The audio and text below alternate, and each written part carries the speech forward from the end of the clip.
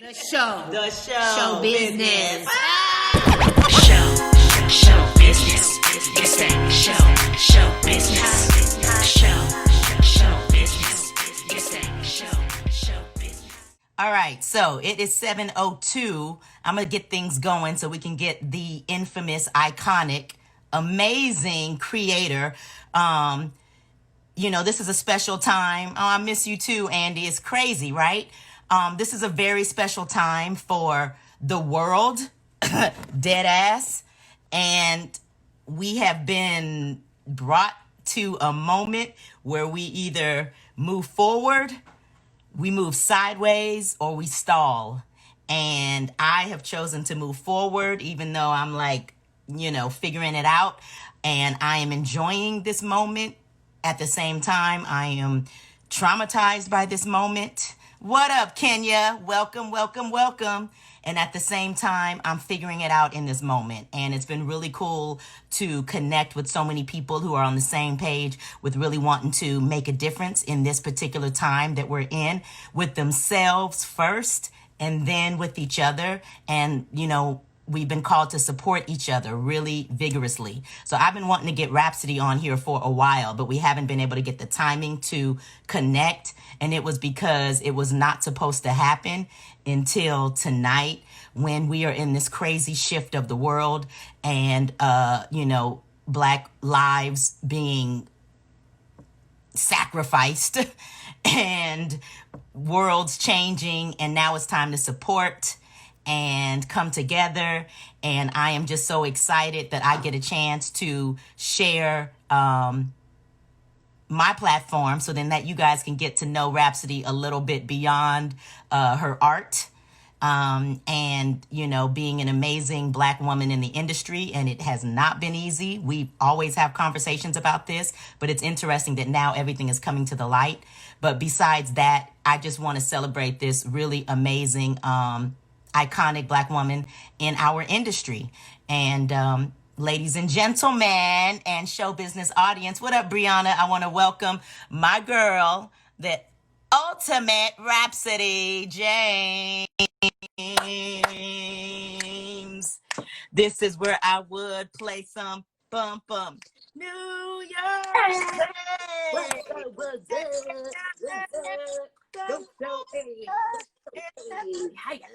I'm trying to sing New York, but I think I went way too far with the key. You went too far. I was like, wait, you can't start that high. Like, this is my note. Me and Victor, Victor Rojas, we always like, I said, this is my note. This is my note. Wait, New York. Wait. New York. There you go. Yeah, I don't know the words, but okay. All right, everybody, your comments are already lit, and all you did was show up. So that's wrap. You guys, welcome to Show Business Live. And this is the infamous Rhapsody James. We have stories of even how we met. I know, right? Before we even get into that, just thank you, Rhap, for being here. Girl, you're welcome. You welcome. So hi. People are saying hi. So just at first, I guess you probably should say hi to everybody. Rhap. Hi, everybody. I know I see names coming up, and I was hearing Shonique say who's in the room. So be in the room. Let's just hang out. And what's up? If I see your name fly up, I'll try to throw you a shout at the same time. Hey. This is the cut up session. I guess. Well, first and foremost, we're celebrating tonight. We've been going through a harsh reality. So at the same time as we fight, we also have to practice those present moments of Black girl joy, Black boy joy, so we can get through this. That's a form of resistance, and it's a form of therapy, because we live this. It's not a game. So since we live it, I want to come and celebrate you to start off. So a toast to Rap. Hey, boom. Hey. Who's that? Hey, Liz. How you doing, Lindsay Duco? Hey. So let's get right into it. First off, we all know you as Rhapsody James. Mm-hmm. Give us your full name, or if there's another name that we should know, a nickname, hometown, and a hometown song. That's how we gonna kick off show business. Okay. Like hometown, full names and hometown songs give so much about a person without even going into a whole nother thing. So give it to us, Rhap. Okay, well, I'm born and raised New York City, New York. I was born in Brooklyn, raised in the Bronx. And my full name is Rhapsody James. I do have a middle name, but no one will ever know it. Except for my name. And that is it. I will never tell my middle name. And for those that know it, you repeat it, you're going to get it. And my hometown song always, that makes me think of home all the time, is like One More Chance by B.I.G. Ooh. The original or the remix. Oh my gosh. Me. Ooh. It just feels, it's just New York. There's a lot of other ones, but that. Yeah, but that's the one. Oh my gosh. First things first, I pop up. Make up money. See who needs a radio? Hesitation. Hey, of course that would be, that's going to be your theme song. How you going to have the littest theme song? One More Chance. And you came through from that. That's what's up. Hey, hi, Shawnette. Shawnette just said, love you, Rhap. Oh, Sean. Hey, Sean. Oh, yeah, I see. Okay, there. Okay, I see her now. Yes. How are you, Shawnette? Yes. Okay. Oh, great. Brooklyn born, Bronx bred, One More Chance, hometown song, Rhapsody James. If we were to find out your middle name, you'd have to kill us. Yeah. Okay.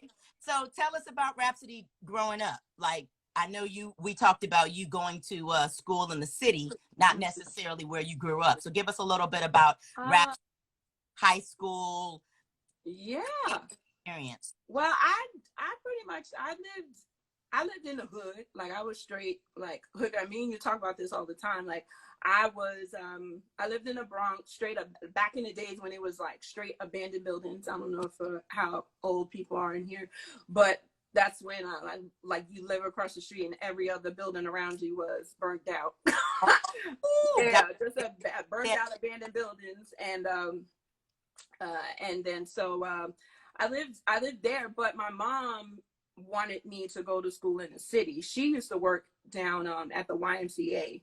Okay. As an administrative assistant. So she worked at the YMCA. So she also, which is how I think she was able to get me to go to school down in Manhattan, because all that stuff is zoned out, Right. Absolutely.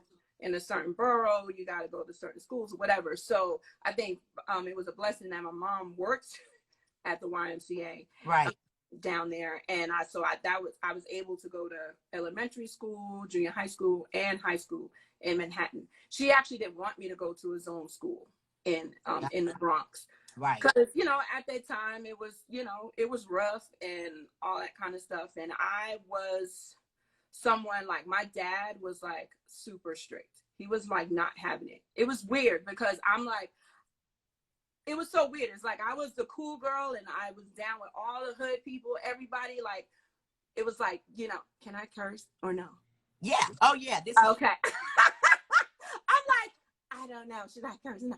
Yeah, but at the end of the day, it was like, don't fuck with Rhapsody. Absolutely. You see what I'm saying? And the people knew my dad, and it was just like, don't fuck with Frank's daughter. And that, it was just that kind of thing, And so I had mad love around the hood, but they also was championing me for the fact that I wasn't in the hood and I was going to school in the city. Absolutely. So it was kind of like, yo, we want you to hang out, but actually, nah, get upstairs. It was kind of like. And thank God they did. And thank God they did that too, because then this is who we got. This is who we were able to get. You know what I mean? So, so with that said, you basically, how tell us about your friends. You hung out with friends in the hood and friends in the city, or how did that work? No, actually, believe it or not, I didn't really do much hanging. Okay. I call it distant hanging. Like, maybe this is why I'm good at the social distancing thing. Believe it or not, I stayed in the house all the time. Like, my dad, it was, as I was growing up, you would say it would be like, it's kind of pathetic kind of thing, because I was always just in the house, I guess being creative, which I guess, later down the line in my life, it worked out. But as I was growing up, I would call the fire escape my terrace. Mm-hmm. So I would lay out on the fire escape and then everybody would be like, "Hey, Rap," and I'd be like, "Hi," you know, from up top. I just like, "Hi," but I knew I wasn't going outside. It was like, you're not going outside. So I didn't really have many friends until my childhood friends, Diane and Jaywana, around the block on Carroll Street, because I lived in the Bronx I lived on Sheridan Avenue on 165th and 166. So they lived around the corner on Carroll Street. And I think, honestly, my dad let me hang out with them because they was rap right, if you know what I mean. Like, the parents was working, everything was good. There was no drama. They had their right mind, you know. And so, you know what's funny? Tell us, because for people that don't know the Bronx, like when I think of the Bronx, I think Cardi B, J-Lo, Fat Joe. So how far did you live from the three of them? How far were you from On the Six? Well, you know, I live. They're like, tell us how far were you from Boys in the Hood? You know what I mean? Like, so how far were you from Cardi B, J-Lo, and Fat Joe? Mark Anthony. Oh my goodness. Well, I was off the D line, so gotcha. That was right by Yankee Stadium, so I can either. Oh my gosh, Marcus just said laughing my ass off. That's my exactly. the love of my life, Marcus. You know, and it's so funny because when we got together, we was talking about our childhood. He lived on Sheridan too, way down the block, and we always make jokes. And we always make jokes like, hey, we probably saw each other when we were younger and didn't know. That's a truth. Oh my God. Okay. Isn't it crazy? So that was closer to whose area? So Yankee Stadium. So that was more. Yeah, I live literally around the corner from Yankee Stadium. From Yankee Stadium. Wow, that's Bronx. Okay. Yeah, exactly. Right around the corner. J-Lo's more the 6 train Castle Hill. Okay. That's further up. Okay. And stuff like that. But yeah. Mm-hmm. And I so, think Cardi B is 2 train. I think she's on it. I don't know. Okay. It's all good. It's all good. You Bronx though. You right. So then, now that you're in the school, your school was performing arts in the city, or was it just a school that had performing arts? The school so my elementary school was just a regular elementary school, and then my junior high school was literally across the street. Oh, okay. So I went to PS 11 in Manhattan, and then IS 70 was right across the street. So that worked out. It wasn't until I went to high school that it was more of an art school. Okay, that's what's up. I started out like dance was kind of like a hobby when I was younger. So it was just kind of like family reunion type vibes. Gotcha. You know what I mean? So by the time I got to high school, well, I just knew that I wanted to draw. Like I also can draw, and I wanted to get into advertising. And but it was weird because my mom knew that she was like, you're very good at dancing. So she was trying to get me in the dance department at LaGuardia. And I remember vividly when I had to audition for LaGuardia, I literally went in there and purposely messed up the audition. Like, wow. Purposely. Oh my God, Kalima! Oh, Kalima! You got fam in here, Rap. In high school. Oh. Kalima. I know you understand. Kalima was my girl. Okay. Oh, that's amazing. Hey. Okay. So. Hi, Kalima. Hi, Kalima. So, so basically, yeah, in high school, it was, I wanted to do the arts, but LaGuardia was dance and fine arts. I wanted to be in media arts. So media. Wow. When I went to art and design, they focused on fashion and illustration, film, what else? Airbrushing at the time. They had airbrushing. Wow. I was an advertising design major, so I worked on advertising. They had animation. Oh God, it was so many other types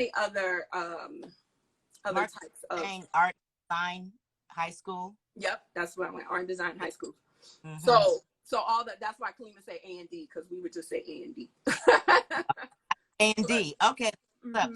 Rhapsody, that's amazing. I mean, well, first off, before we even get into you being a damn genius, because that's what I called you. I was like, I gotta call her up because she a damn genius.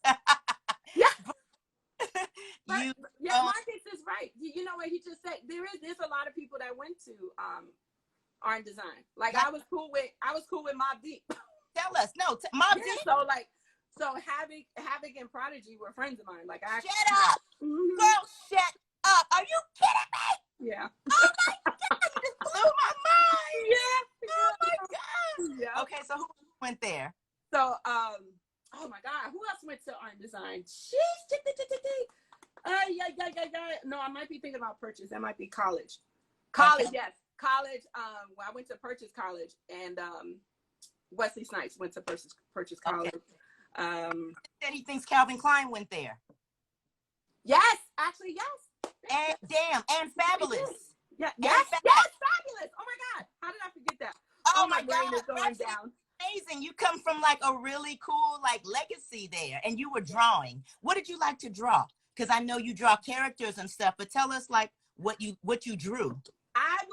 I really did like advertising design. So I would draw like things in front of me, like in the advert, so like lipsticks, anything that had to do with like, marketing. And I really loved, my favorite medium though was watercolors. So I always used to paint with like watercolors. I love still to this day oil painting, but it's so hard because it takes forever to dry. So I just Got you. That is amazing. So, and do you still do any of your art just for like the love of it, or have you ever sold anything, or would you ever consider that, or is it just a fun passion? I still have my paints, and it's in the closet. At some point I'll just break it out and I'll do a little bit, and then, but it's so weird because back then I could just jump off the brain and be like, I'm gonna paint a lake, and then there's gonna be this boat, and then the boat is and I would just paint it out. Now I'm like, lake. But so you got to think a little harder now. Yeah, now it's just become more abstract. Okay. And so let's move forward to getting into your dancing career. Like you went to college, and when you went to college, what did you go to college for, and where did you go? Okay, I went to Purchase College, and this is another moment. So when I went to Purchase College, well, this is very interesting because when I was leaving, I was actually wanting to I was debating whether I should go to, a Black college. Like I didn't know if I should go to Spelman and stuff like that. But believe it or not, I was really terrified. Gotcha. But at the same time, I also wanted to still be in the arts of some kind. Mm-hmm. So my guidance counselor at the time, that's when they told me about Purchase, and it was just like, okay, there's a program, financial aid, because my parents, there was no college fund being saved up on the side. It was very much right. We're gonna figure this. You got to figure. We're gonna figure this out, but you're going to college. It was that kind of thing. Yes. So so from there, that's how they introduced me to Purchase. Got into Purchase, but I got into Purchase as a social science major. So social science and the arts. So I had a interdisciplinary major. So it was social sciences and the arts. So basically, and you had to pick an arts minor. So of course I picked dance because I love dance. So my major basically was looking at dance sociologically. Okay. So for example, like assignments for me was go to Alvin Ailey, watch Revelations, and then write a 75-page paper. Wow. Or watch the Titanic, and you're going to write a 20-page paper on why the rich people got off the boat first and other people left, things like that. It was a very opinionated major. Right. But it was but with opinion, if you have opinions, you still have to say it with facts. It was so weird because my roommate Gwen, she was a political science major, and she always used to get so mad because political science is law, so she had to study law, and like it was crazy.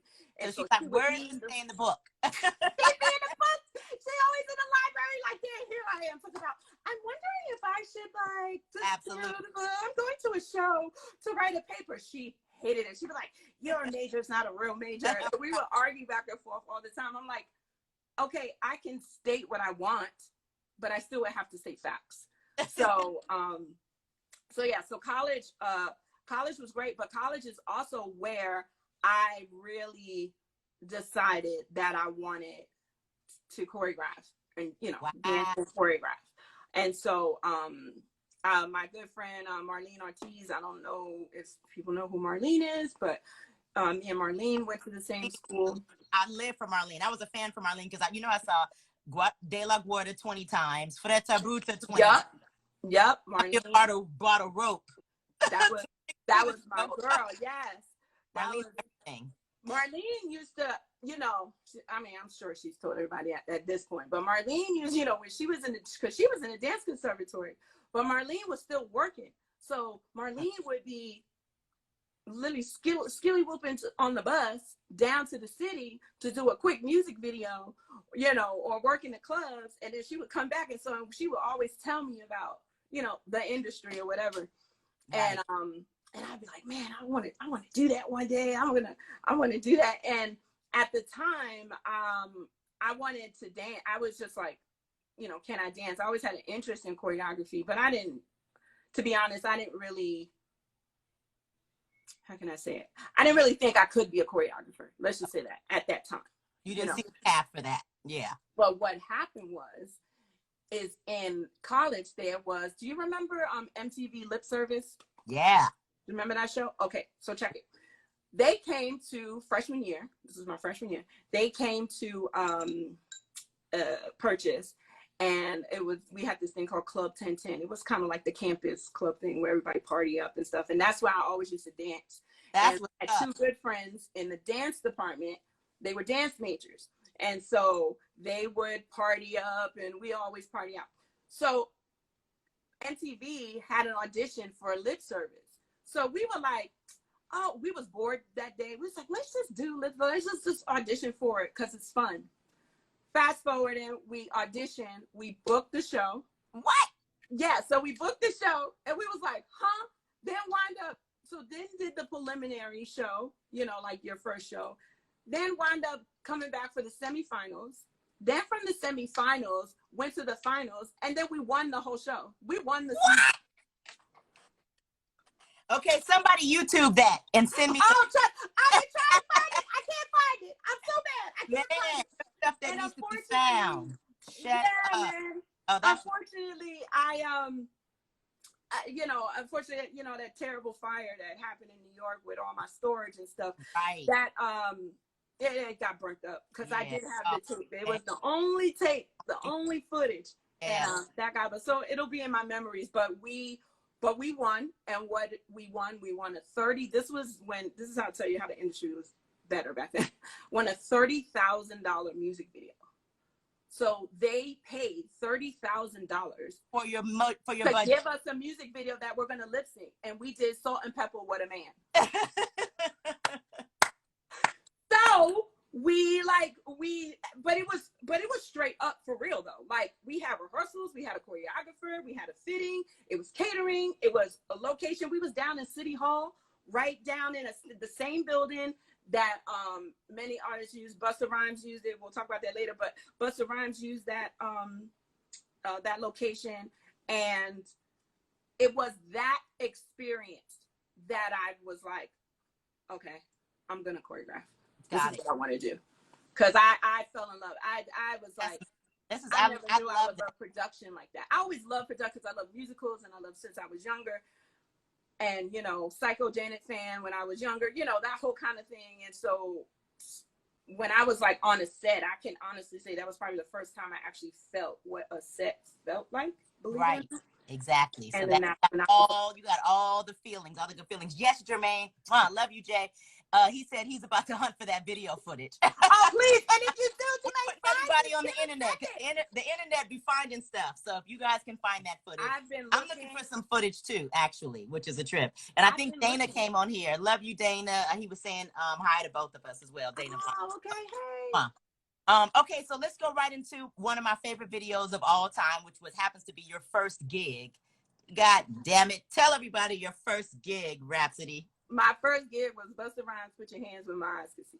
Hey, hey, oh my God, hey.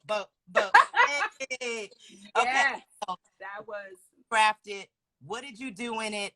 How was the day? Man, well, actually, it was crazy because there were already people that were casted for the video. So like big names at the time, like like Ixia. I think Marlene was in this video. I'm not sure, but I know Ixia for sure was in that video, and they needed extra dancers. And so back in the day, that's when you would just go in and do what you want. And at the time, you was either auditioning at Faisal's or Ripley Greer when it wasn't Ripley Greer, when it was I forgot the name of it beforehand, but however, so auditioned, and I remember Fatima Robinson called choreographed it. Yes, And shout I out. remember being so nervous. I was like, huh. And then I walked in. Well, it was me and a couple others that had got picked, and we walked in, and I guess she was already choreographing, working on the number, or just I don't know, prepping, whatever. And I remember she walked in, and she was just like, can you please leave the room? We'll call you in. I was like, and I'm out. I was like, hi. I said, ooh, chopped. Like the first moment, I was like, dang, I ain't even do a step, and just got chopped by Fatima just immediately. As a choreographer now, I understood that she needed time to prep. Time to figure it out. Exactly. She needed to figure it out, or whatever, choreographers, we have our process. So that's what it was at that time. And but I remember it's so weird because I don't remember fully like every beat of rehearsal, but I just remember moments of being so excited that I was dancing in a Busta Rhymes video, because I actually just love Busta Rhymes, and the song was great, and it was like my first job, and I was like, why did I even get picked? I was like, oh my God, I don't even, what? And so that process was fine. And then we get to the music video, and then they were like, this is your outfit. Right. That part. Because, it was like Coming to America. So then when I realized what they wore and Coming to, you're hype. And then I realized what they wore and Coming to America. I was like, what? You're going to wear that? Oh, I was so self-conscious. Always been kind of a thick girl. And so I just was like, I can't wear that. I just cannot wear that. And I wish I remember her name, but the stylist was, well, I know June Ambrose was a stylist, but I'm talking about there was an assistant or something was just really nice to me. Right. And she gave me like, you have the stockings and stuff like that. And she was like showing me how to like, lift it up. And, she was giving me a like crash course on how to like fix your outfit, how to stand, where you got to go, and all that kind of stuff. And so I was so thrown back by everything, but because everybody was cool, I was okay. But I still was looking at everybody's body. I was very, believe it or not, self-conscious on that job. Wow. And believe it or not, I feel like I probably gave it off. Now that I, way more experience, and you just know different energies, I feel like that I probably gave off the energy that I was nervous. Because right. I'm in there, but I'm on the side, but I know that I killed the choreography. It's one of those kind of things. I was like, God, but I do it. You learn, and look, I mean, they threw you into the wolves. Your first gig, costume, boom, figure it out, choreography, fisheye lens, Busta Rhymes, classic, all time. You did the damn thing. It was big, and who knew that was going to be like one of the biggest classic videos? I didn't know. I mean, you just know that it was just a hot song, and at the time, I mean, we could talk about this all day. You already know, like, we didn't even, the songs that are so classic and so fresh right now, we had no clue that they would be those types of legacies. Because songs like that were coming out like every other week. So we were just like, whew, especially 96 through 98. Yeah. Spoiled, man. Like, forget about it. 97 was out of here. And that's when that song came out. So. See, and I don't remember any dates. You're good with those. I don't remember any years. Everything kind of boom. But I like, once you say something, then I'm like, okay, maybe I can put that with that. But I don't remember the years as much. Mm-hmm. But I would say this. So now that was the first gig. and I want to move into your journey into choreography, because I feel like you, instead of you going into the dance mode, you went more into a journey of choreography, teaching, and Mm-hmm. BDC. And BDC, where I actually knew who you. So can you talk a little bit about your BDC experience? Or do you think that that's the place where a lot of people maybe in different coasts started to know who Rhapsody was? Because I started to connect Rhapsody with BDC. I didn't connect you before with some of the other gigs. No. It's valid. Like, I mean, BDC is BDC, but I will always, if I ever write a book or anything, BDC will probably have its own chapter, because BDC was definitely the connector to many things in my beginning of my career and choreography career. And believe it or not, it all started because when I got out of college, I actually, because now in my brain, I was like, I want to be a choreographer. So when I graduated in 97. So think about it. Like, I'm graduating out of 97. I decided that I want to be a choreographer. My freshman year, which was like 94, I had did the lip service. So throughout this whole time, you know, I'm still friends with Marlene. She's still gigging, doing whatever we got to do. And then 97, I get out. That 96 and 97, that's when I decided that I was like, okay, well, if I want to choreograph, I should learn about the music business. Mm-hmm. And so I was just like, I need to learn about the music business. And I was just like, so who do I know? What do I know? What do? I take a risk and I go, I know Mobb Deep. They're on Loud Records. So I write in college. I wrote a letter. This is when it wasn't an email. You was just like writing letters. Like, I was like typing a letter like,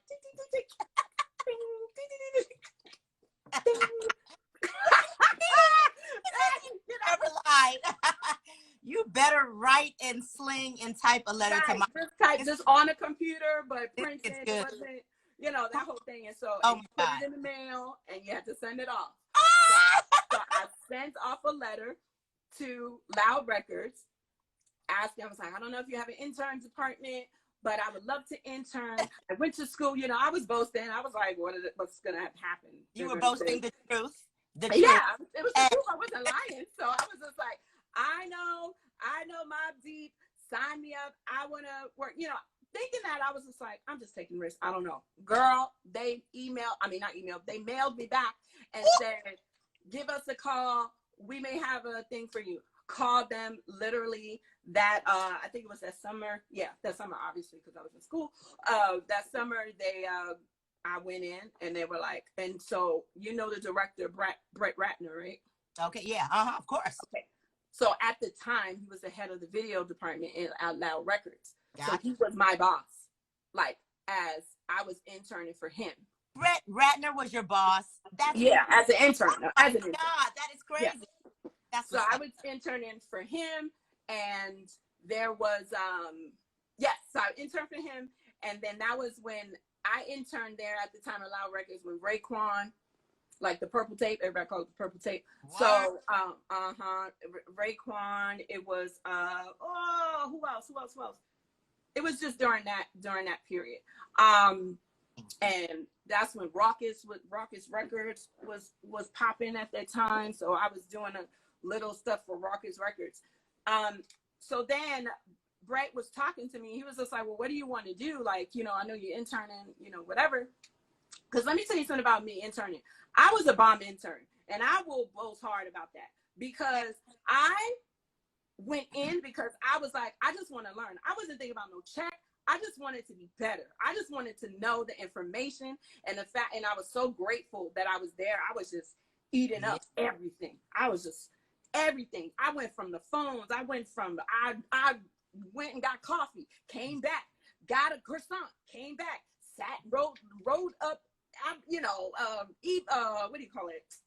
Administrative stuff. Like, I made calls. I was doing things. There's a party. I'm inviting people to the party. I was doing. You was Devil's Wears Prada. Yes, I was, like, in the hip hop world. It's just like in the hip hop world. Exactly. Like, I'll do it. What do you want? How we do it? I And love it. so Yes. And at some point, Bray had asked me, he's like, well, what do you want to do? And I said that I said, I really want to choreograph. I just really want to choreograph. I want to work with, these kind of artists. And I just, that whole spiel. And he said, I think you need to go over to my boy, Kenneth Matthews at Uptown Records. So I said, oh, okay. Lo and behold, Uptown Records. Hello. Like Andre Harrell. So Brian Jones, who, if I wrote a book, he would also be in there. Brian Jones. He was the boss of all bosses. Like he showed me the ropes. He's also was the one that kind of introduced me to understanding that the industry is not nice. right. He's That part. the one, because I was just nice. I just was happy and everything's great and I want to choreograph and Exactly. I'm nice, you're nice, so let's just be nice people. And then Brian was like, fuck that nice shit. Exactly. You want what you want, you better go get it and don't let nobody walk over you. But, it was that kind of thing. And I was like, ugh. So I worked tirelessly during the summer. I would get there at 9 o'clock in the morning. I would leave at 8 o'clock at night. Mind you, he left at 6 and he would be like, Rhapsody, you can leave. I'd be like, no, I'll get the work done. I would have everything done. So I was at Uptown working in the video production department and artist development. So that's when they had artist development departments. And that's when we had Civil Panics. Now, the first day that I went to Uptown Records, they were editing a video. They was editing a music video. What music video was they editing? Mary J. Blige, You Bring Me Joy. Shut up. And then from there, that's when I first met Lorianne Gibson. So Lorianne was, I was, down with, she was pretty much just starting doing her, I mean, she had way more videos under the belt. Right. I mean, she was still doing stuff, but Lorianne had just started her thing. And so Kenneth was like, well, if you want to start being in videos, because Brian was Kenneth's assistant. Wow. Does that make sense? So Kenneth Matthews was the VP of video production. Brian Jones was his executive assistant. I worked for Brian. So when Brian and Kenneth, we were all talking, he was like, well, if you want to get in there, you need to get with Lorianne. And then so they sent me down to Lorianne's rehearsal at that time. And so this is when it was like Nico and Nico Kearns and Ixia and all of the new kids, right? And I mean the New York people. And so I'm sitting up there like, whatever, literally, kid you not. And I have no problem telling y'all, whoever's on this chat, I have no problem telling y'all, I used to press play for Lorianne. Why? Because at that time, I wanted to choreograph. I wanted to be in a mix. And the thing is, it's like, it was just a thing at that time. I was just trying to be like, okay, press play. Yep. Play. What am I supposed to do? Take notes. Okay. What's your size? Mm-hmm. I was that girl, But you're learning, paying dues, you assistant, and assistant is press play. That's a lot of the thing. Press play. You know what I'm saying? He was getting it in. I sure was getting it in. So moving from that, this is crazy because I want to tie this into what's happening, because people saw you now teaching, you're assisting, you've come from, the music industry. But you've done your moment. Go ahead, drop. But I'm just saying, so from all of that, from that college industry thing, that is when the last part, just fast forward, right? So it's all of that, fast forward, so many things. We'll be on here for 5 hours if I told you every beat. Absolutely. But fast forward all the way to, I finally just get a regular job at Sony Music. I was working at Sony Music. I worked in the human resources department, okay, for the vice president of human resources. So I was literally looking at and working with all the jobs of whoever was hiring at Sony Music at the time. So it was at Epic Records, 550 Music, Columbia, all of that kind of stuff. So I was at Sony Music when the whole Latin explosion started. So that was J-Lo, Ricky Martin, who else? Genuine dropped his music. so many other people. We could be there forever. So from there, this is how BDC. Wait, hold on. Somebody just said shout out regular jobs. That's what's up. Yes. Oh my God, that's my sis. Yes, yes, you're absolutely right. All about you guys, regular jobs. Shout out regular jobs. You got to get it in where you got to fit it in. Period. Okay, keep going. This is amazing. Absolutely, regular jobs, 9 to 5. Just doing what I do. But I had so much fun because I was still in the industry and I was meeting different Of course, around. That's amazing. Right. I mean, your job still wasn't regular. I'm sorry. You had, that wasn't a regular job. So from there, so I have a lot of, believe it or not, that's why, you know, with me now, that's why I'm so psycho when it comes to my projects and people work with me. I'm always just like, I need a chart, I'm here, and then from blah, blah, blah, blah, because it's just ingrained in me because I spent so many years in the music business on the admin side, as well as just the whole back end production and just getting everything together before you were even in front of the camera. So I know that side as well, right?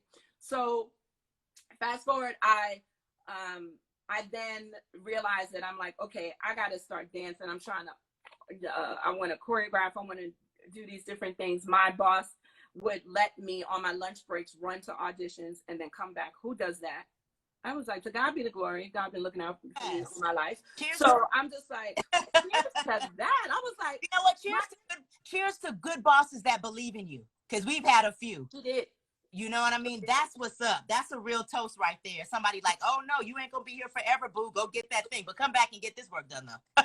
Right, exactly. But be back on time. So to the point, you know, fast forward to the point where it got to the point where I was leaving too much. And so she had to sit me down and say, you got to make a decision. Because I support you, but I need you. Either you're going to be here or you're going to be there. And so I left a job, you know, making, you know, good money. Even was considering starting a 401k. I had benefits, all of that stuff. And I said, bye. And I went and got a work study job at Broadway Dance Center.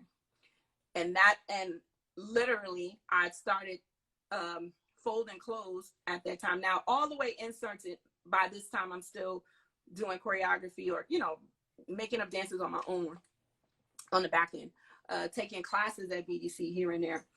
And then, so I work study, I'm folding clothes. And by this time I had been asked Allison Elner, the owner of BDC at the time, and Pam Chansey was the owner of Pulse, but at that time she was the publicist for Broadway Dance Center.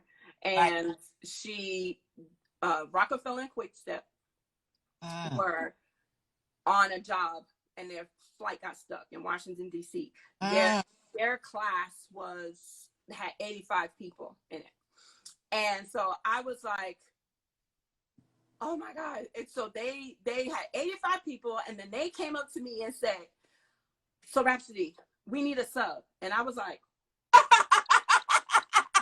and it was like, didn't you say you wanted to teach? Now, mind you, I'm jumping stories, guys. So look, I'm jumping a lot of points because we gotta jump. Before that, I had asked them like 50 million times about teaching. You know what they did? They said I had to bring a resume in. They didn't know if I should teach. I need to wait. So there was a lot before that. So let's not think that it's just miraculous happened. Totally. So so Broadway Dancer was not having it, and then eventually they was like, okay, wait, you say you teach, right? So you need to, and I was like, okay. I was just like, yeah, I have a routine. And so I was like, I walked into class, and then the first routine I ever taught at Broadway Dance Center, another Busta Rhymes, I just love Busta Rhymes, was Busta Rhymes, give me some more. Oh! And that is when, at the time, when Allison used to walk around the studio and look at people's classes to see like how you teaching. So fast forward, she saw a class. I guess people had said a lot of comments that they enjoyed the class and she enjoyed the class. And then so they finally had put me on the full sub list. Fast forward, and I subbed for about maybe 3 months. Wow. You know, I could give more details, but of course, we know be here 500 hours. But I subbed for about 3 months, and then eventually I became a faculty member. and I had been there for a long time, but Broadway Dance Center has connected me to very big things in my life. Like, for example, shout out to Andy Funk, Monsters of Hip Hop. Absolutely. And he just said, that's how I got, like, Andy Funk was literally at the door, like damn. this at the end of my class, like, hey, I want to talk to you. And I said, yeah. And he goes, he said, hi, my name is Andy Funk. I was like, huh? Funk? He's like, I'm doing the first hip hop convention. I was like, what's your last name?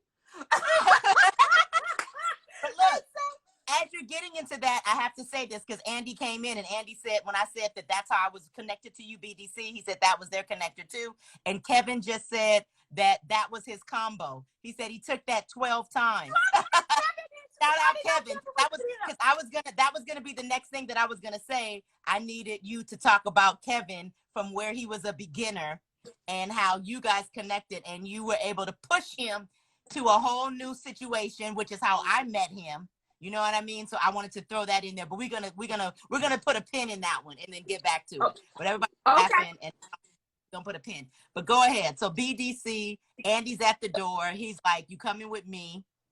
And he said, well, you know, he was just like, yeah, I mean, and not for nothing, he sold it right. He was just like, this is the first Monsters of Hip Hop. I already have Travis Payne, I have Jermaine Brown, I have Fatima Robinson, I have Brian Green. I was like, and I said, okay. And he was like, and I want you to come on to the, you know, to the things in Philadelphia. And honey, and that is awesome, bro. I'm an OG 2003. That is amazing. Andy knows how to pick them. Shout out to Monsters of Hip Hop because for real, like Monsters, awesome. Monsters and BDC, they all get chapters in my book. I love that. Sure. So give us a few, since I want to go into, because we are going to have to come off and go back on. Yep. You know, it's too much. It happens every week when you do it. I tried to get it through the hour. My first 7 or 8, I was getting it in the hour, but these last few, you know, I think it's the quarantine. It's just way too much to talk about. Yeah. are starting to get a little longer. But shout out BDC, shout out Monster, shout out Andy for giving opportunity and knowing, you know, believing in it without even seeing. He just saw it from the straight talent.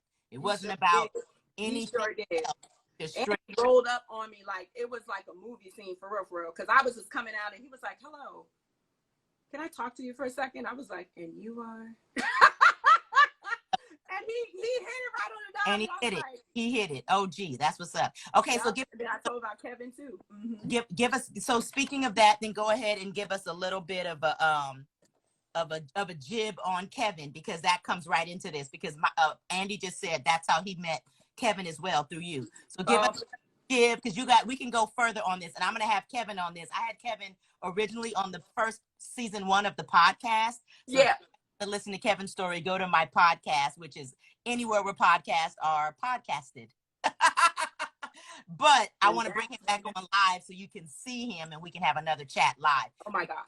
Little boom, because that's such an amazing story. So Kevin, oh my, Kevin said show the tape. Okay, Kevin, oh man. A lot of people don't know, but Kevin is really, really one of my best friends. You know what I mean? Like, Kevin is like beginning OG friend, like from the beginning of time. I met Kevin on a bus when we were going to Jersey for the audition for Culture Shock. Oh! And so that's how I met. I don't know if y'all know Octavia Bailey. So she also does, she's a dancer too, choreographer, but she also does Brookline now with Tamara. So she has her own platform called Brookline. Check it out. Absolutely. But so it was Tavia. I met Tavia and Kevin on the bus and literally didn't know anybody. And Kevin, I don't remember this, but Kevin said that I offered him donuts. And he's on the bus and I offered him donuts. And I was just like, okay. So, you know, however, we auditioned for Culture Shock. We get into Culture Shock.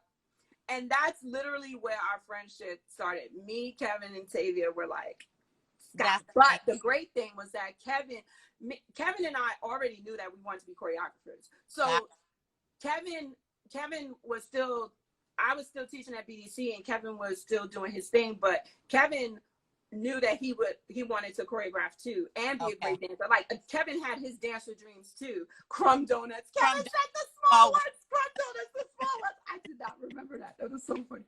So Kevin, that's about right. yeah. So they all would take my class and stuff. But Kevin was, you know, Kevin will always tell me that I got him together with like hip hop. Like he'll always tell the story like, look at me, I'm acting like, tell him, Kevin, like he could say it. Can you post that video after this, like on your stories or something, so they can see? It's the video that we've been trying. It is the video we've been trying to find. It is like the lost tape. It is this video of us in a rehearsal and everything possible that can happen in this video. Who's it? Hey, Draco. Hey, Ashley. Thank you. Everything that could happen in this, like oh my God, how can I tell this story, Kevin, in a short thing? His friend Sean Garnier, we're in a rehearsal for Sean. Kevin is choreographing, he's doing his thing. He has his friend Mark Idio, they're doing a dance. I'm in the back, supposed to be dancing. There's supposed to be a turn, like we're doing waiting for it. I think, what are we waiting for tonight? I don't know, I forgot the song. But the joke is that they went for a double turn, like supposed to pick me up. Yeah. It's just supposed to pick me up and turn. I, not knowing, just Rhapsody, just being Rhapsody. Right. I'm doing like this. No, somebody's picking me up and turning, and I'm spotted. So somebody picks me up and turn like, yes, and I'm like, So that's happening then, but it's like simultaneously, and then Kevin's dancing, then he grabs my ear and I rip out his earring. He's like, ah!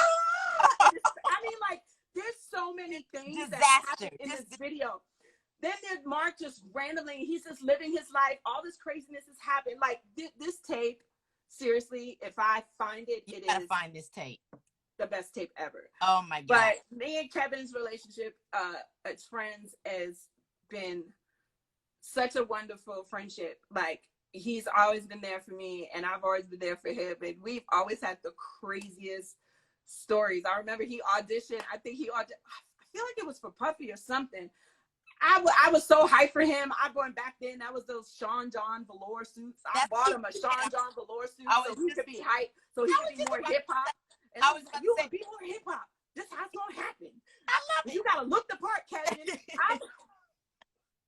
That's amazing. He said that. He said you bought him a full-on Sean John velour suit. He said, and the Air Force One. So don't forget. Yes, I did. And I bought him Air Force One. So he could be killing it for an audition. Now, was that the audition, Kevin? Was that the audition that you came to?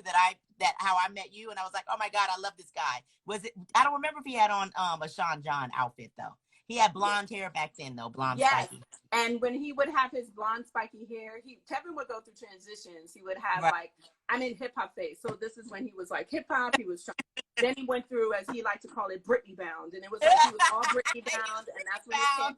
Like, it was before that. He said it was before that. Yeah, hey, it was. Okay, cool. So Kev, I got to have you come back so you're live, so you can repeat everything you said in the podcast plus more, since life's crazy. BDC is also where I met Luther Brown too. Shut up! I met Luther. Wow. From Cammie, our mutual friend, y'all, who's watching. Our friend, yes, Cammie. We just say, Cammie. Like that. Cammie's here. Okay. Yes. Ooh, that's so. That's a Cammie. Yes. To Luther too. That's so funny. Cammie says, "I remember that outfit." She remembers the Kevin outfit. I love it. So that's Cammie. When I was doing my shows, I did the first show ever, like ever production ever at Broadway Dance Center before, like ever in life, and we did a show there. And Cammie was like, and I knew who Luther was. She was like, Luther's gonna come to your show, and I was like, what, Luther? Like Canadian Luther? And she's like, yeah. She's like, Luther know about you? And I was like, really? And it was just like me and Luther had such this like connection, like it's like a way, like we had never met each other, but we knew who each other was. So all of that to say, like even BDC, I met Luther for the first time at BDC. Yeah. That's BDC is a big. okay. So where we left off at BDC, you met Kevin, you've met Andy now, you're a part of Monsters faculty. Now everybody is getting to know you as an educator, and even that's how I met. Let me give a quick little thing of how I met you, because that was the same time during your, in my opinion, climax in BDC. One of my really good friends, Randy, he was telling me, people always compared me to you here in LA. They'd always be like, "Oh my gosh, Show, the way your approach reminds me of like a West Coast Rhapsody." And you were telling, I found out later that people were saying the same thing to you. They were like, "Oh, who knew me?" They were like, "Oh, you kind of like an East Coast Shonique." I think our teaching styles and and then I was coming to New York. And I remember saying, I was telling Randy, I was like, "Man, I want to meet Rhapsody. Everybody keeps saying we remind of each other. Now I really want to meet her." And I'm coming to New York, and Randy was like, "Well, here's her number, call her." And I did the same thing. I was like, What? What? He was like, "No, she's cool. Call, whatever." So I was like, "Hello, Rap. This is Shonique. You don't know me, but girl, I think we." And I was like, "I know who you are."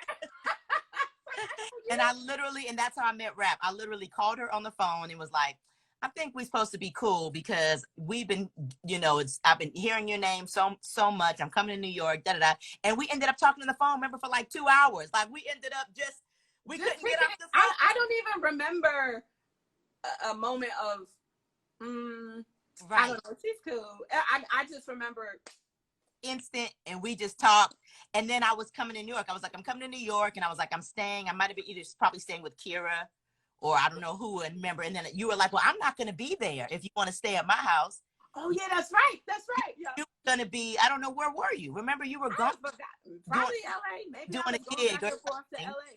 Exactly. So it was a trip, because like we met, and then I stayed at your house. So I stayed there for a week, but you weren't there. And I was roommates with Tavia, which is how I got to meet Tavia. Yeah. So it was a trip, because I was like living Rhapsody's life for a You were week. like you weren't in your room on the computer. And I was like, "Wait a minute, this is a trip." And then she was like, "This is weird." I'm like, and I taught at BDC. I don't do that normally, y'all. That was exactly. That was right. Exactly. But that's just wants to show you that things were meant to be. So I just wanted to just say that was basically the connection. But let's get to, so that's how we met. And then we've been cool ever since, period. And then when I come to New York, it's always fam. When she comes to LA, it's always fam.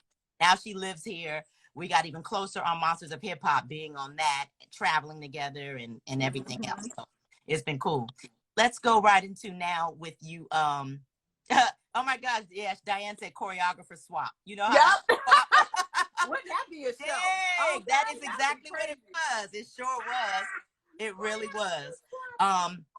So tell us about the Bad Boy reunion, or just, or the Bad Boy experience. Pretty much. Bad Boy experience, exactly. Yeah, Lorianne, believe it or not, Lorianne just called, and she was like, "Hey, I need some choreography.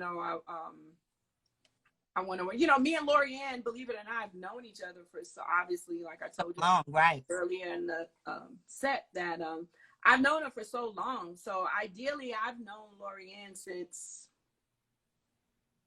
97. Yeah. Wow. Yeah.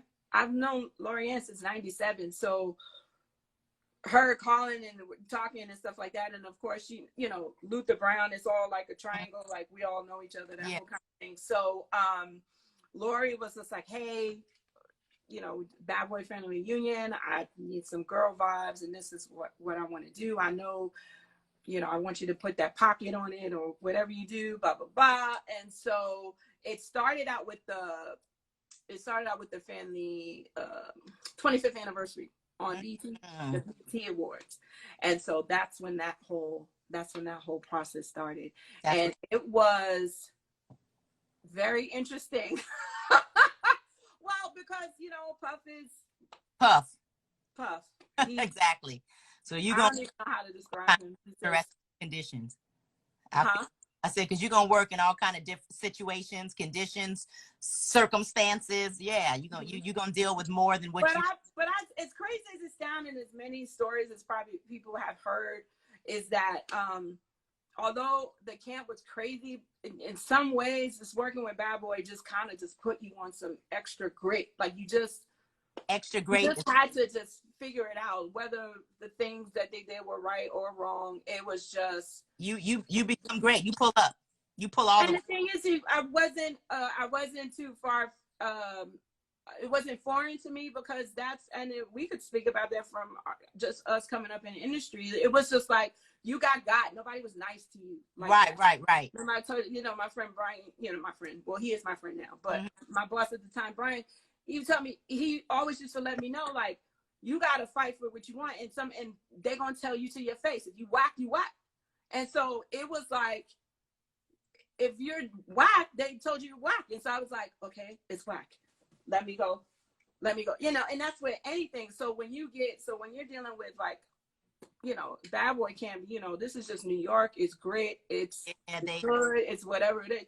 You just kind of just be like, we need to do this again. We need to. It's like, okay. All right. You can't be attacked. You can't be in your feelings. Right. You can't be in your feelings. But I will say that, Lorianne, I know a lot of people got the craziest stories about Lorianne, and she does, but Lorianne was very interesting to work with because Lorianne really is a great creative. She really is. She's kook. And she's a she is a creator of one of my really, first opportunities. But Lori, I do have a certain amount of respect for Lorianne because she is very, very, very creative, and she just has a very huge voice. Yeah, and absolutely. I will always be grateful to Lorianne for I love it. Okay. Just being in her creative, you know what I mean?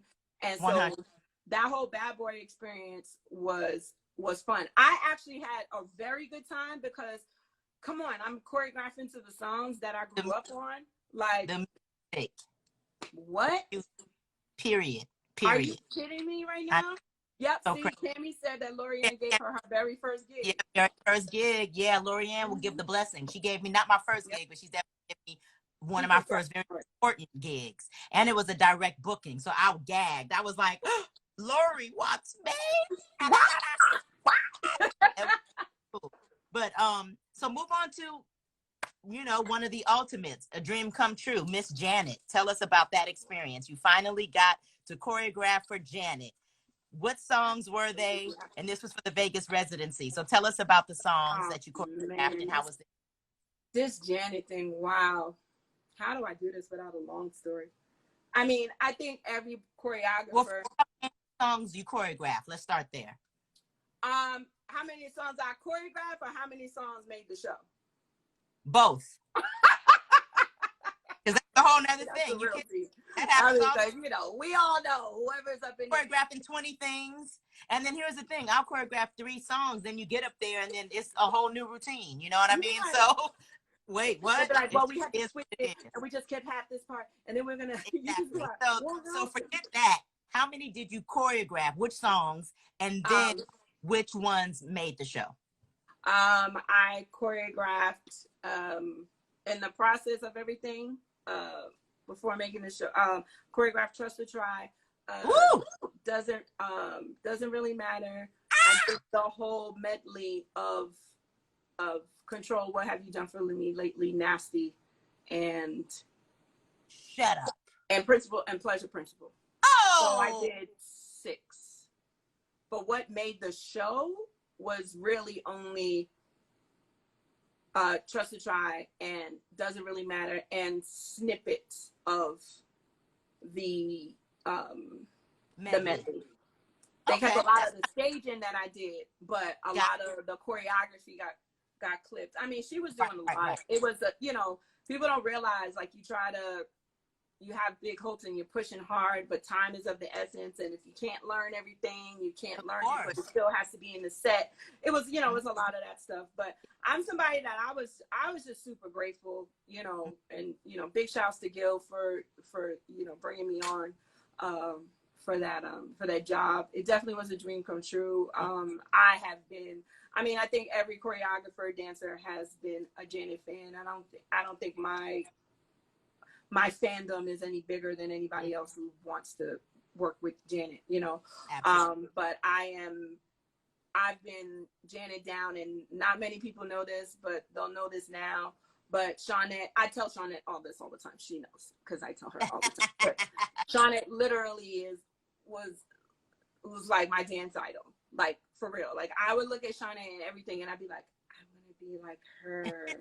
Like if I'm gonna dance, I'm gonna be like her. Like, and it would. I love for her. Period. Point blank. Love you, Sean. You already know that's a different combo. So nobody better mess with Shawnette, because they mess with Shawnette, they gonna get got. Pop pop. Don't mess with her. Period. Period.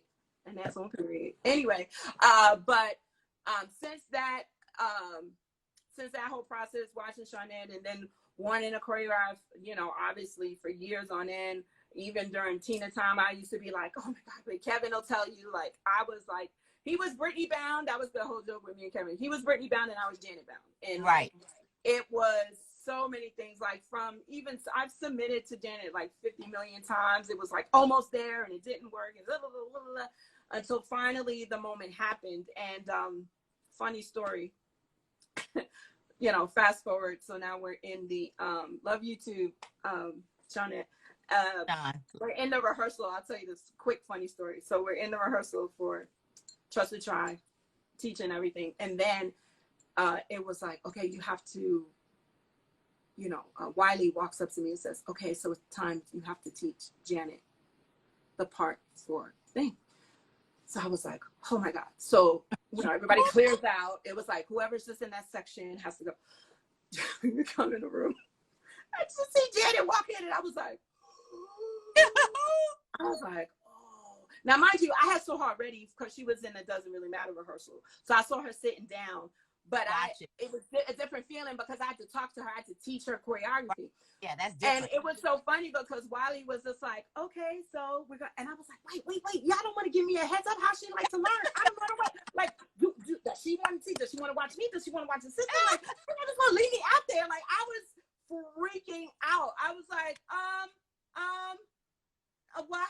And so they were like, okay. So she walks in, and so I'm, you know, and you brought love, you brought joy, right? So I'm showing her the part, right? Now, for anybody that knows me, knows that I am all about a vocal, like a vocal arrangement, the way the medley is, like how. So she's like, you brought love, you brought joy, you brought what, you brought, yeah, right? So I'm in it, right? I'm literally like, okay, get over yourself, Rhapsody. You're in the room with Janet Jackson. So I'm like, going for it, right? So then I go, she go, you want love, you want joy, you want you never see again. And then she says, and I said, you want love, you want joy, you want what you thought, you never see again. You got, okay. So I said, okay. So she says, okay. So I said, Now, Shawnette, please do not kill me, but this is the only way this story makes sense. Do not kill me, Sean. I love you. Okay, so, and I tell her this all the time. So there was the video way back in the days. I mean, everybody's seen it. It was on the behind the scenes. When Janet, when they filmed If, the video, and they were doing, if I was a girl, all whatever. And I guess if Shawnette said, oh, well, all, I still don't know the correct words. And Janet was like, it's, let's say it was O, right? And Shawnette said, all. And she was like, it's O. And so I was like, ooh, right? So in a funny way, like it wasn't like, yeah, of course, like, of course. It was like, so that has, in my head, I always said like, oh, you better know the words. You better know the words, like the whole time. So when I went in and I said, okay. And she said, okay. I said, no, literally, guys, look, seriously, everybody, I was like, no, and I'm like this, and I literally wanted to be like, pow, pow,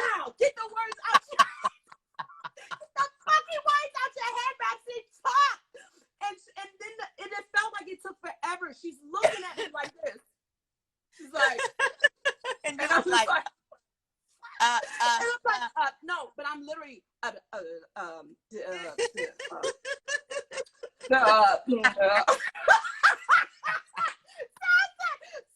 I said, well, so then I pull it together. So I pull it together. My glasses fog up. I said, okay. Yeah, I pull it together and I'm like, okay. I said, well, I am very big on the melody and it sometimes I don't really know the words. I just make up sounds. So whatever the part is that you say, I just go, it sounds like, okay. And she said, oh. And so she scratches, she's standing there, and she's like, so she's running through the words, and she's like, and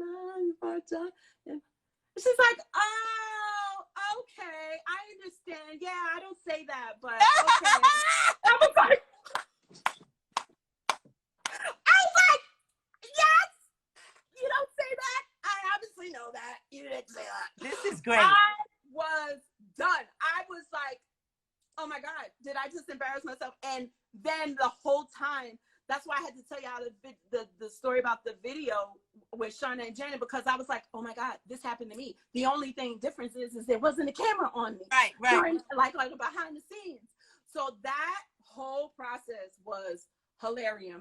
I love it. Because, you know, there was a part where I had to show her, and I was like, and so Jared Jenkins was assisting me that day. And I remember looking at Jared. Jared was like, so she was like, well, you could show me. And I was like, yeah, I'll show you, you know, the part just so you could see the intention. I'm walking over to Jared. I'm like,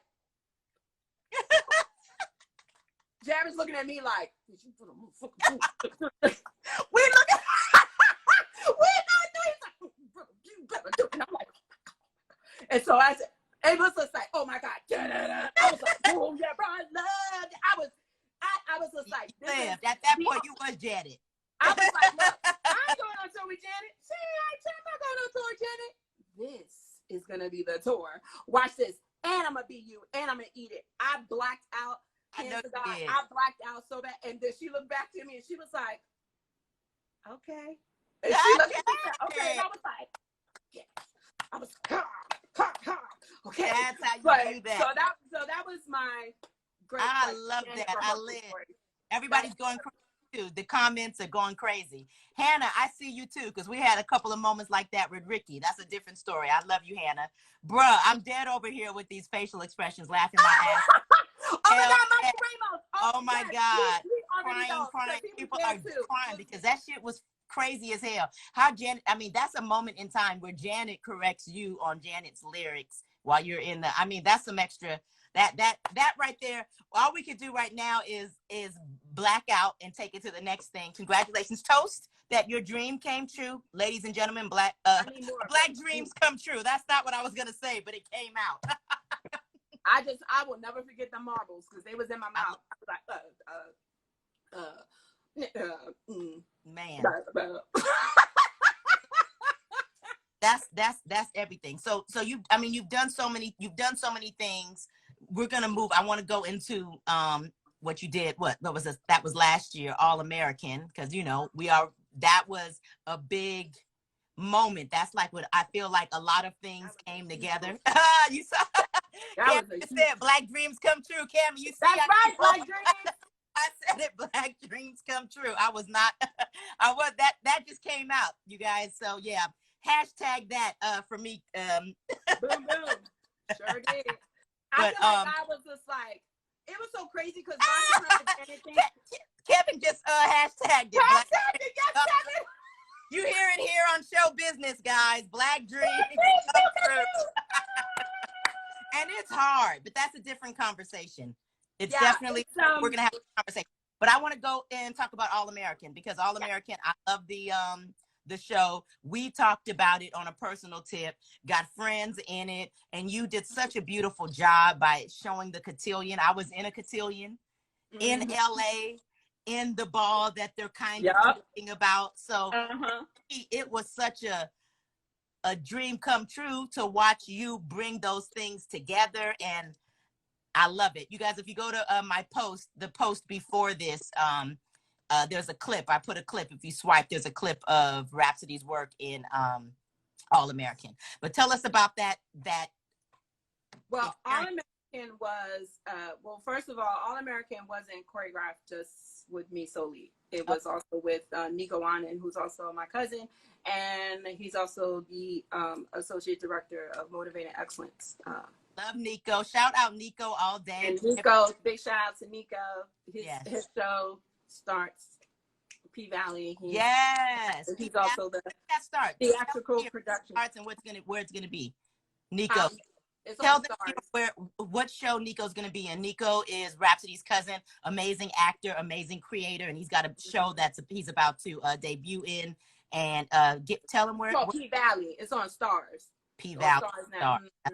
Okay, when is it coming I'm out? just super hype. I'm like, just whatever it is. That's I'm just when it's coming to air, Rap. Huh? July 12th. When is it? Oh, July 12th, guys. So look out for that. P Valley on Stars. Okay. July 12th. But so however, Nico actually got the call. Friends knowing friends, that whole, the business, networking. And he was like, hey, this is an opportunity. And I think you need to jump on it, or we both need to jump on it. Like, let's do this, blah, blah, blah. He was like, we could kill this together. And I was just like, absolutely.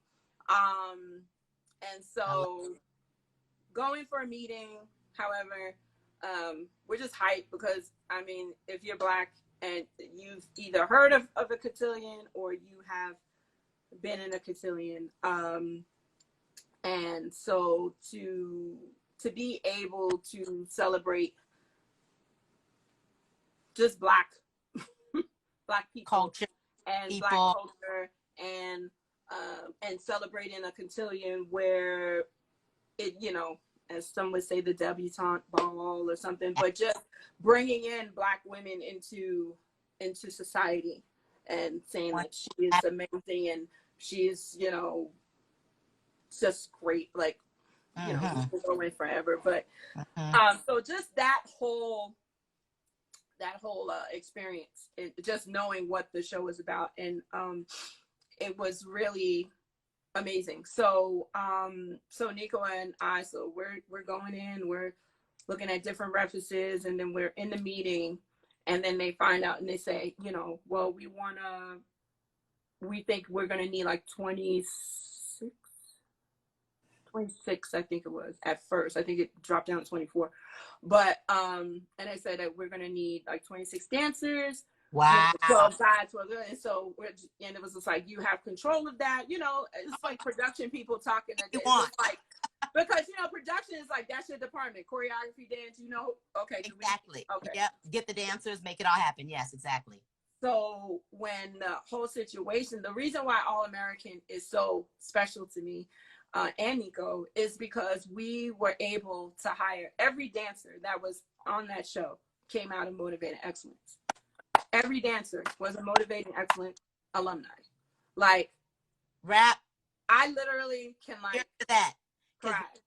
When you can actually hire the people that you have coached and inspired and mentored, there's nothing like that. That's incredible. Everybody, yes. Congratulations to that. That's real shit. Black dreams come true. They sure do. But the thing is that boom. The thing is that it was really special all around because shout out to all my Emmy alumni that's in the place to be. I see some of y'all boom boom boom. Come on, Emmy, let's go. Motivating Excellence, which by the way has not gone anywhere. It's just in quarantine. Absolutely. But Motivating Excellence. When I started Motivating Excellence, in BDC, 2010, that's right, y'all. and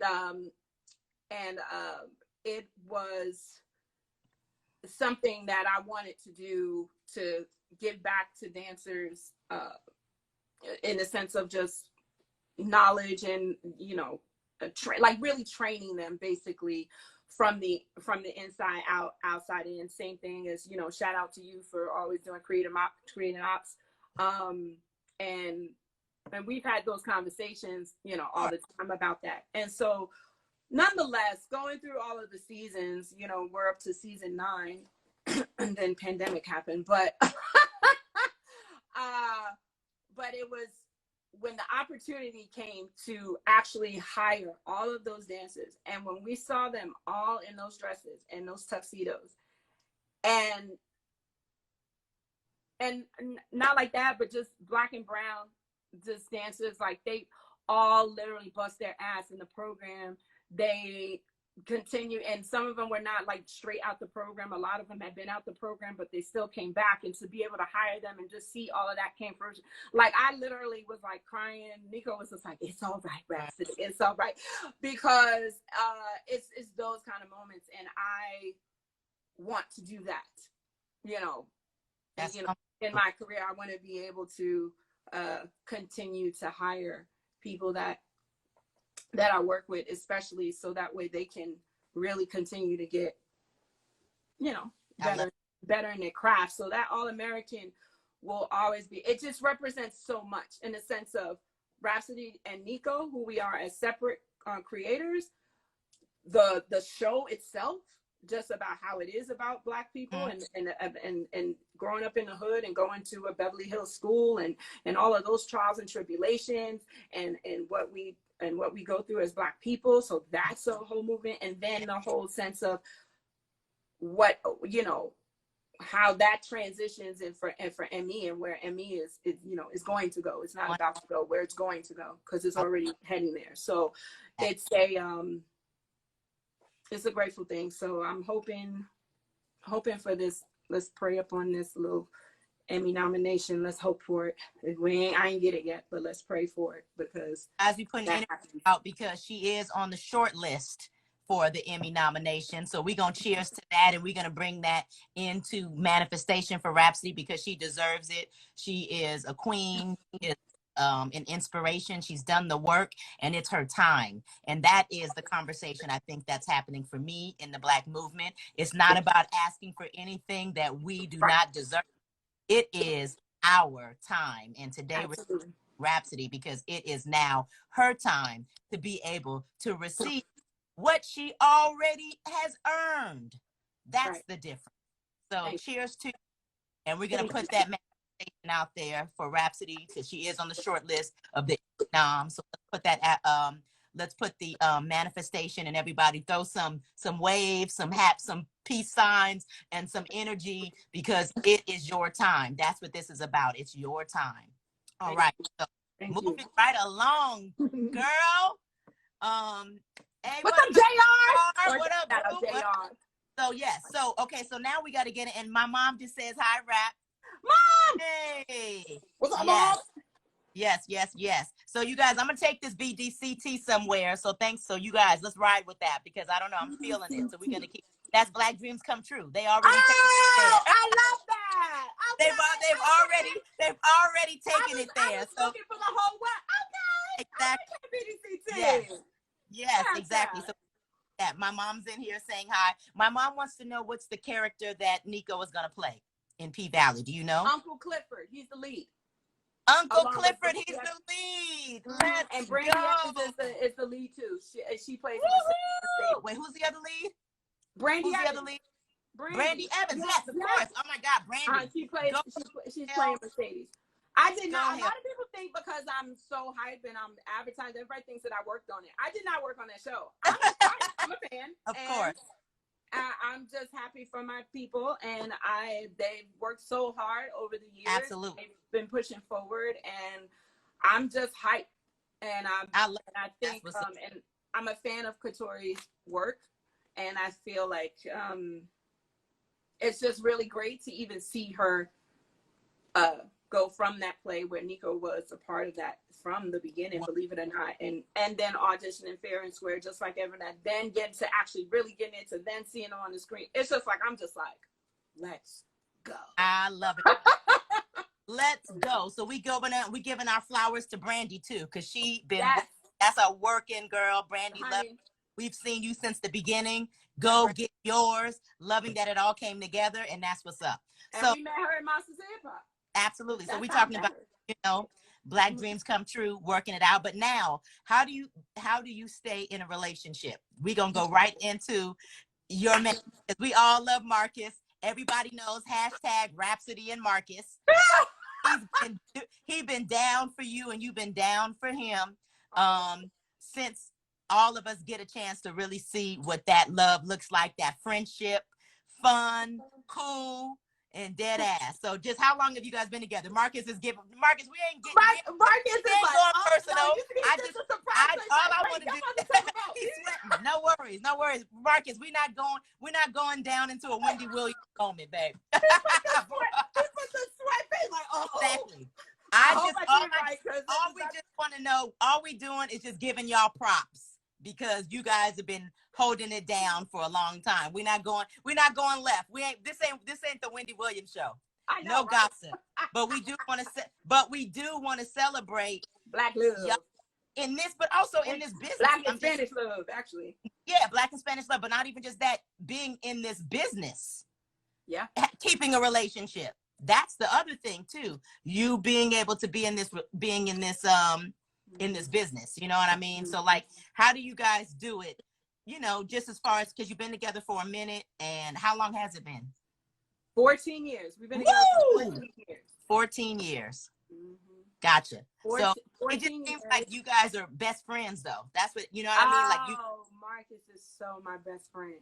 He's the best. And he'll tell you, he drives me crazy.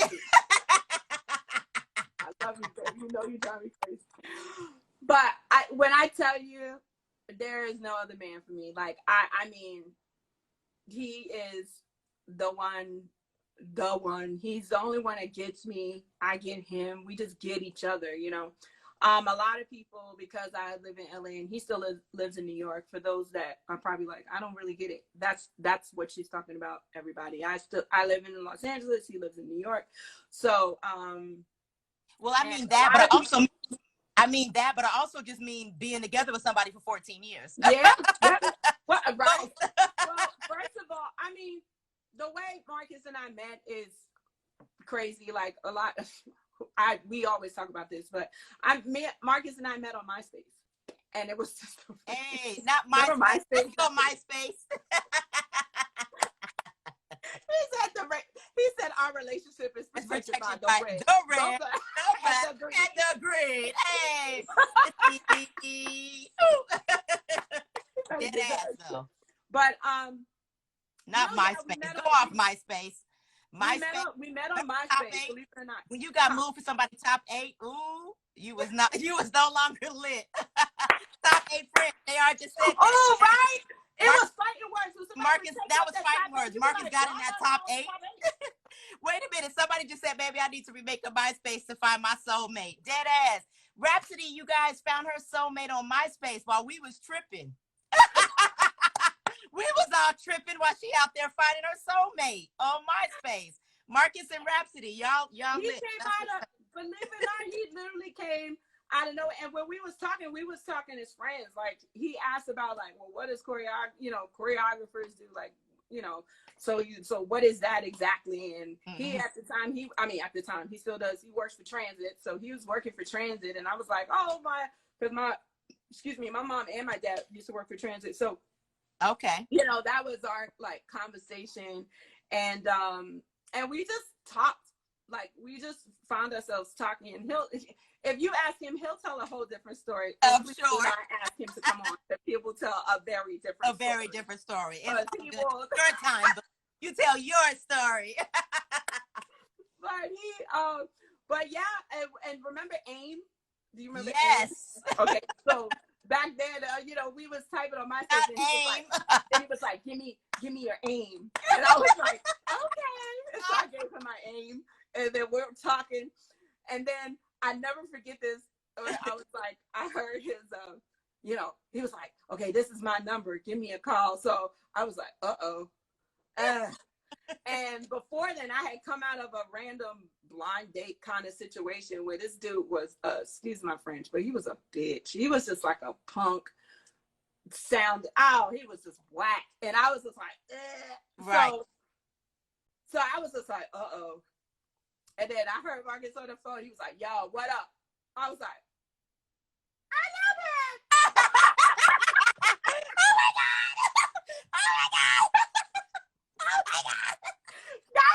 Stop fronting. Y'all know y'all have those moments, girls. Y'all you hear your dude. That's what Oh. that's what Jada said. What happened with her and Will Smith?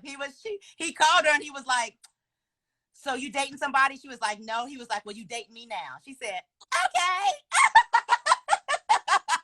So it was pretty much like that, huh? So pretty much. He was just like, "Yo, Damn, what Marcus up?" I was like, "All right, so what up?" And you was like, hello? "I love him." Oh my gosh, Amanda Grimes said, "Not, I love him." You know what? That was real. Y'all, And that's then real. That's real because it's 14 years later, so you wasn't really lying, I don't think. No, but look, that night we got on AIM. I was like, I'm hungry, and I was like, I'm hungry too. And so he took me to the 96th Street Diner. Okay. It's not there anymore. Right. And then we went to the diner. And we we ate and hung out. We always talk about that night because literally I felt like I was out with my friend. Mind you, I was supposed to call Tavia and tell her that I'm okay. Because that was the time Tavia was like, right. yeah, Tavia was like, make sure you call me and let me know because I'm not trying to find my friend in a back alley somewhere. I didn't call her. Me and Marcus just chopping it up. Wow. She calls me and was like, Rhapsody. I was like, oh, I'm so sorry. I'm fine. Girl, I'm fine. Don't worry about me. And so we was talking and stuff like that. And he'll tell a different story and try to say that I didn't bring cash on purpose to make him pay for them. Smart girl. Didn't carry cash. So well, that's what's up. Cheers to you and Rap. 14 years. That's saying something. I mean, you and Marcus. Yes. Saying something. That's what's up. And Marcus is a good dude. Marcus is supporting your friends, what you do. Marcus is how literally you do it. The best support system ever. I know a lot of people are just like, how does it work? And I kid you not, it is trust. And I'm just speaking in all honesty, serious, like no jokes. Trust. Wow, that's deep. Marcus and I trust each other like so much, and it is, I'm not going to sit up here and say it's not hard for us. Like, we're not sitting up here like, I feel like it's even harder in this pandemic because, it's different than just being long distance and then it's just like, oh, okay, I'm just going to get up and go. I'll go see you and I'll stay up there for a month and I'll come back. And, right. Being in this situation now, it is hard because it's like, I'm not, trying to get on a plane. You don't know if they're talking about cases is going up and it's just so different, and to God be the glory, we're both negative. So it's just kind of like, okay, we know we're negative, but at the same time, it's like, what happens? Like, we talk about that too. It's like you're negative, but you could, depending on who you pass or who you connect with, you could become positive. So it's that part is a little harder just because of the fact that there's so much at stake in the process of trying to see each other. So that has been a little bit hard for me. I mean, he'll probably tell you some, his own, but it's been a little bit hard for both of us. But of course. Well, that brings me to my final question, because that is, I wanted to talk about how have you been handling the shift? Have you been creative or have you just been healing? I feel like people have been called to do different things during this quarantine, during the social justice movement. Some people are called to be still and meditate and heal themselves, old traumas, unpacking relationships and things, and really having to keep themselves together. Some people have been creative. Some people have been wanting to work out. Some people have been studying. Some people have been protesting. You know what I mean? Who is Rhapsody in this paradigm shift that we're in right now? Loaded question, I know, but how you been staying sane? Have you been staying creative? And have you been feeling the pressure as a Black woman because we're in this unprecedented moment right now? I don't know. Can you speak on the Yeah.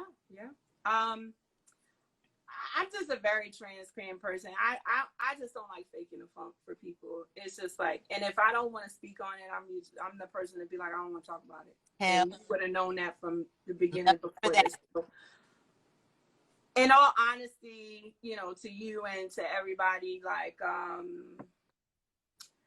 the quarantine hasn't been great for me.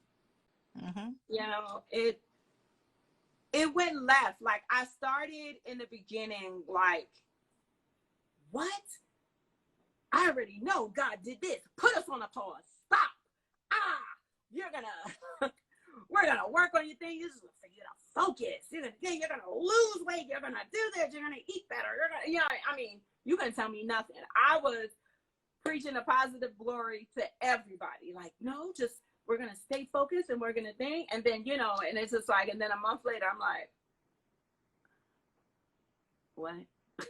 Right. You know, that reality sets in. yeah, I think what happened to me in this process, and I consider myself coming out of it, is I just had a hard time not being creative, if that makes sense.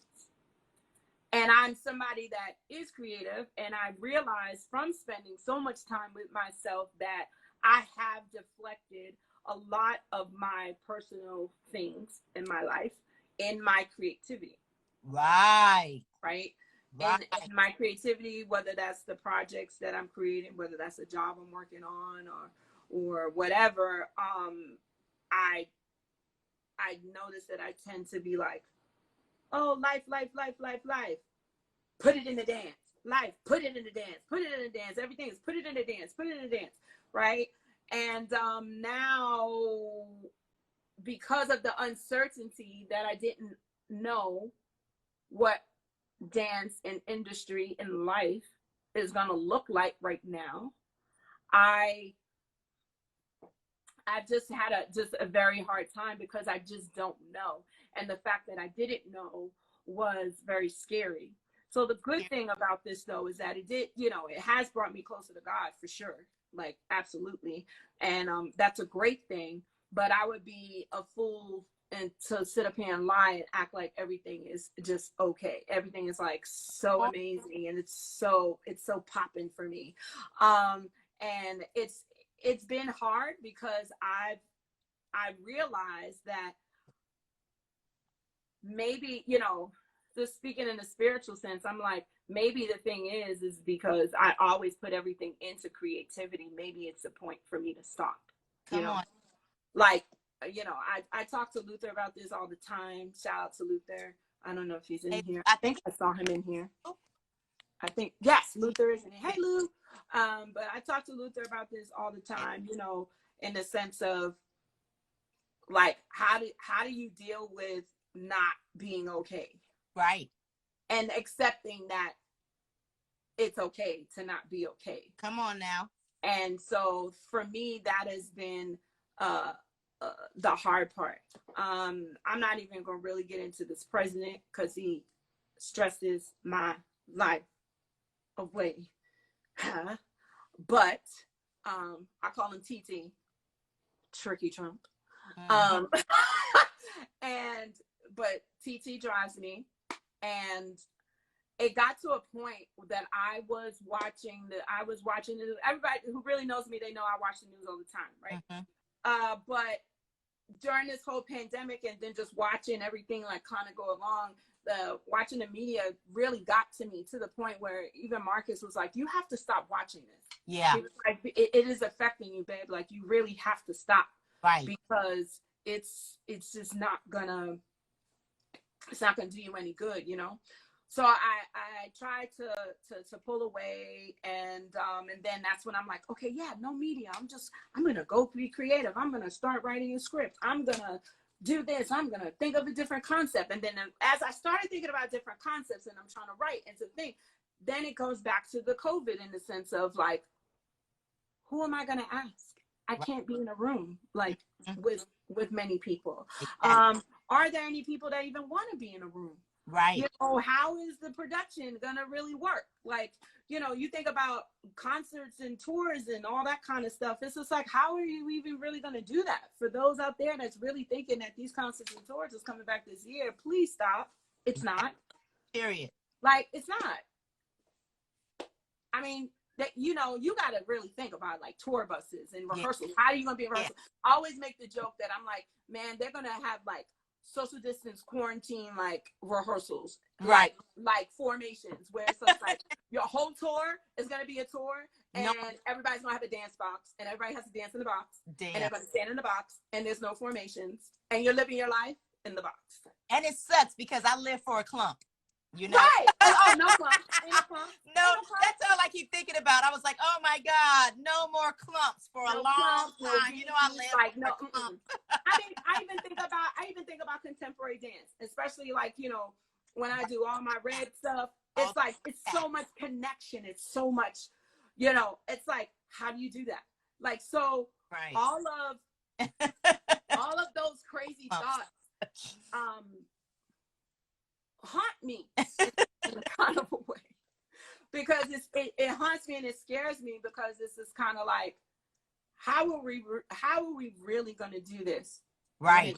To dance, like, how are we really going to do this? Like, to the point where I even see some people now, they're just like, well, whatever, I don't care. And I'm like, the whole room could get tested and be negative, but at the same time, you still got to take into account that somebody that walks in could be positive, and then now you're like, it's just kind of a thing. And so yeah, it's been hard for me to push forward, because it's hard, because I don't see an end goal. Like, I don't see what I'm going into, if that makes sense. of course, that makes sense. So it's been very hard for me. I've gotten better, but in the beginning, I think the first 3 weeks, I was like, woo!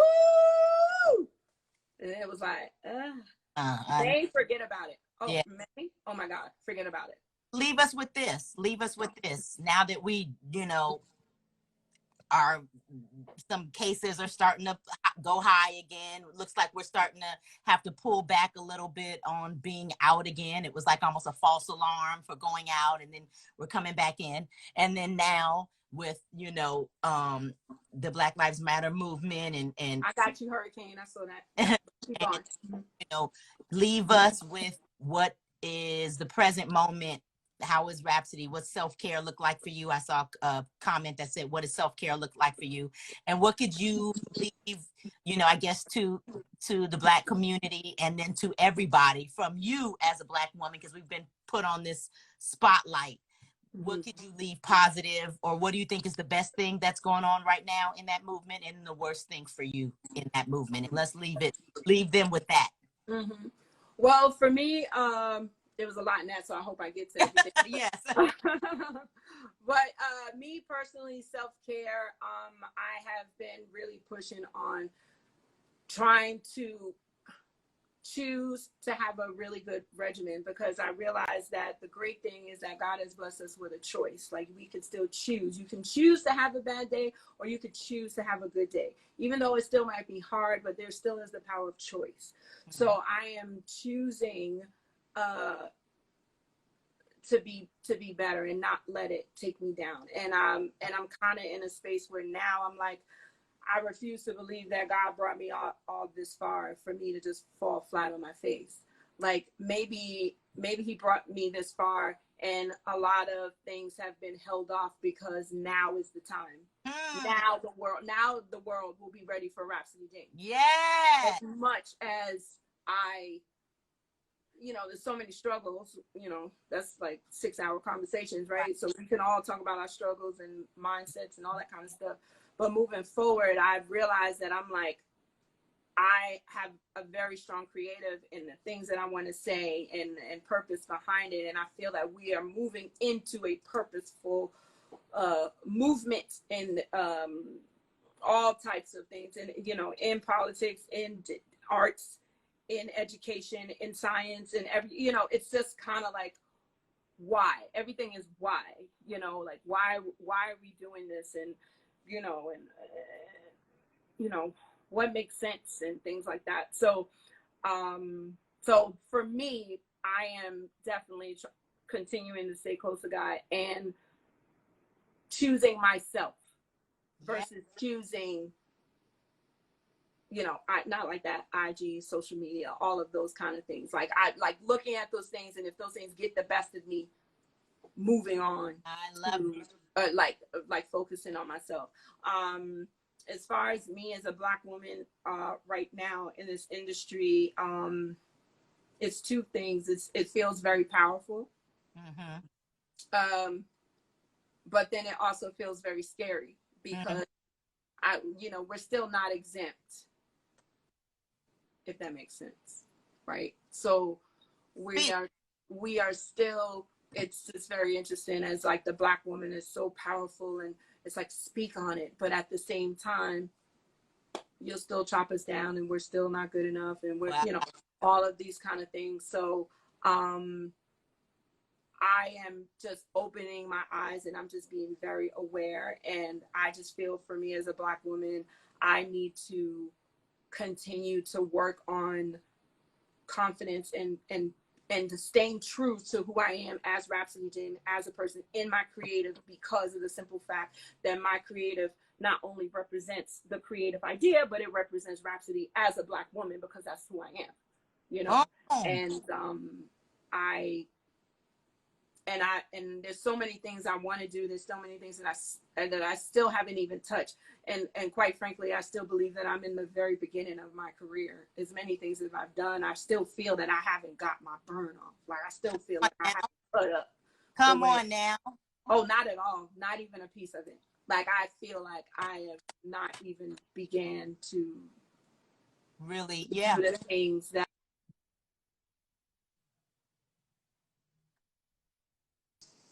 it's I would just say to everyone to just leave everybody. We're gonna you guys because already it's about 3-4 minutes before they cut me off again. I can't believe we're almost at the second hour again. This is crazy. I know. I don't even know how that happened. But just quick shout out before I leave everybody. Everybody good that's on here, go support Layers. All of them in there is like, most of them are like Emmy alumni, but they're also really good friends. They're talented, amazing friends of mine that have figured out how to do like an IG live showcase. And they did one thing at 2:00 and now they're doing it at 9. So go check out Layers. At Layers, I think it's at Layers IG. If I'm not mistaken. Put that back in the comment? I think I saw Layers. So Layers, go ahead. And at Layers IG in the comments for us, because I think they're gonna go right into right after this. Because show business audience, thank you guys again for coming in every week. We'll be back again next Wednesday. Rhapsody, leave the audience with something. I don't know, a thought, a goodbye, a hello, something. Well, I'm real talky. I think the best thing that I would just say to everybody is, one, know that, it's okay to not be okay. And I learned that from you, Shonique, and I learned that from Luther. It's okay to not be okay. And it's also, we all are made specifically and uniquely, amazingly different. And that is the great thing about every single one of us. No matter what color you are, no matter what size, shape, anything, you are amazing. And just know that. And whatever you want to do, go for it. And try not to let fear hold you back. It sounds very cliche, but let me tell you that fear is very crazy. That would be a whole nother thing. That's a whole nother IG when it comes to me. But fear is a crazy thing, So I would just say, stand strong, stand tall, and just know that you are amazing. Oh my God.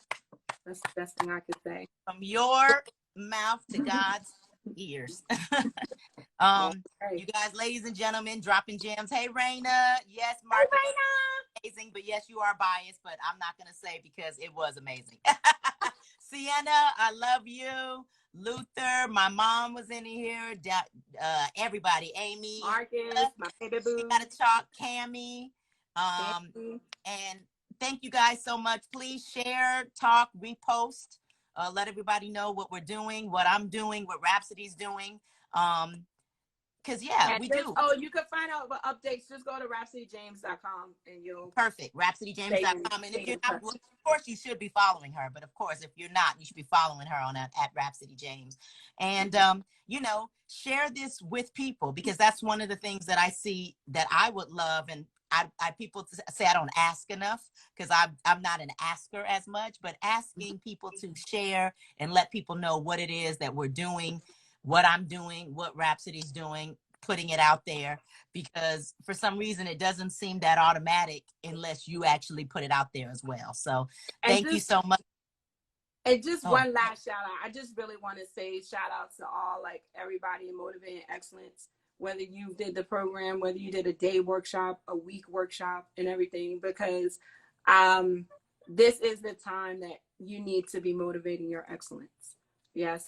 And it is just that simple. The Motivating Excellence things will happen, but for right now, just know in your heart to keep motivating and keep driving forward, you know. And I see a lot of ME people in here, so just know that I love y'all and I think about y'all all the time. And just keep doing you, because I'm definitely going to do me, and then we're going to meet each other at the top and we're going to kill it. Bam. All right, Rhap, you saying goodbye to everybody? Goodbye, guys. Love you. Guys. Thank you.